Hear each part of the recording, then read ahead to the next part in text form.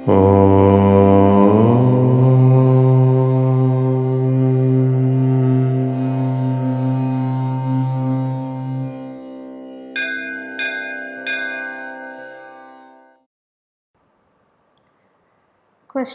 and answer continuous. Question. Doing everything and doing nothing. How can both mean the same? When a helpless man knows his incapability, he calls to God. God answers to his entreaties. But when a man thinks himself capable, he becomes unaware of his helplessness. That is the illusion. He becomes proud of his capabilities that brings about his downfall, and he drifts further and further away from the Almighty God. But if he is convinced of his helplessness, he gets everything. When Gajendra and Draupadi realized their utter helplessness, God rushed to their rescue. Question. Which is the greatest illusion of the world? The greatest illusion is to believe in what I am not and not to believe in what I am. I am not this body and this body is not mine. To realize this reality is the way to get rid of the illusion. You are wearing a shirt and a watch, but you are not the shirt or the watch. So also you say my hand, my feet, my body, and so on. The I is different than all these by change in appearances. The reality does not change. It is so obvious, but we are unable to appreciate it. Our entire behavior centers around the body.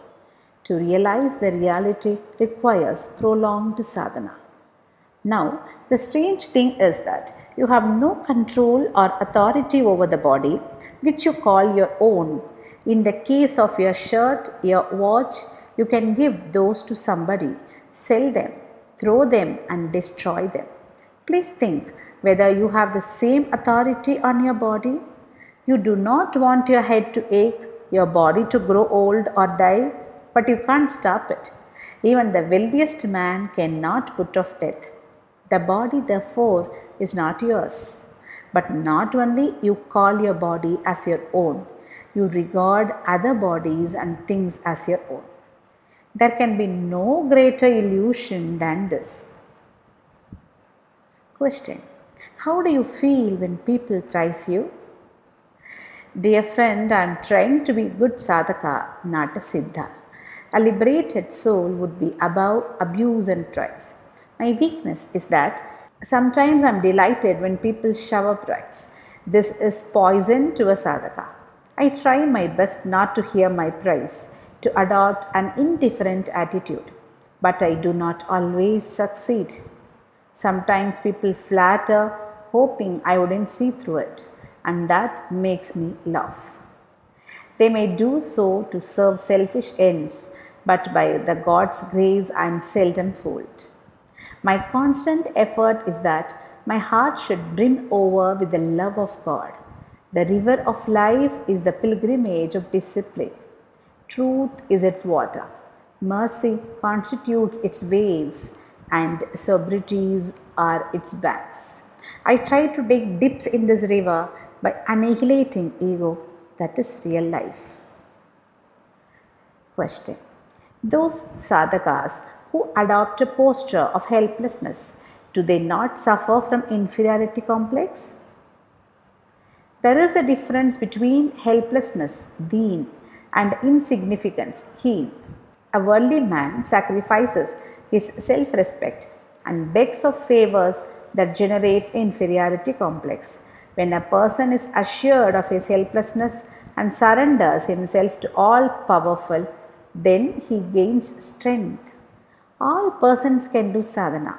If a person conducts his sadhana on wrong lines under the plea he cannot follow the right path, then he is not harnessed to himself. Most revered Guru Maharaj used to put it bluntly, a person who does nothing and who does everything will both reach the same goal. Rather, a person who does nothing attains siddhi earlier than the other one. A person who cannot do things rightly is capable. Both attain similar siddhis. But a person Who treads the wrong path only gets sorrow. Question: how man can rise above the world? My experience so far is that it is very difficult to rise above the world. But in the light of the assurance given in Gita by the Lord Himself, it should not be considered impossible. Once person surrenders to God, even the most difficult task becomes easy. Your questions have been answered by the Lord in the 14th verse in the 7th chapter of Gita.